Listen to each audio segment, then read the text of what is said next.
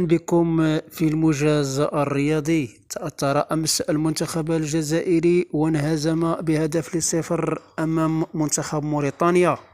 مفاجأة هذه الدورة منتخب موريتانيا فرض نفسه في هذه البطولة.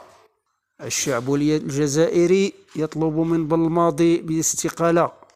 يقول الشعب الجزائري 5 سنوات من المعاناة، وعليك السي بالماضي بالرحيل.